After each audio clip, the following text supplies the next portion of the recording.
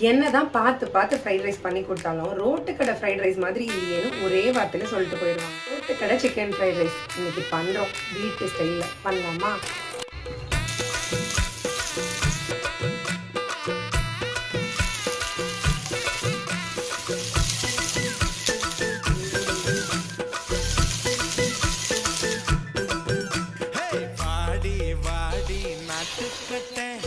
வசமா வந்து மாட்டிக்கிட்டேன்.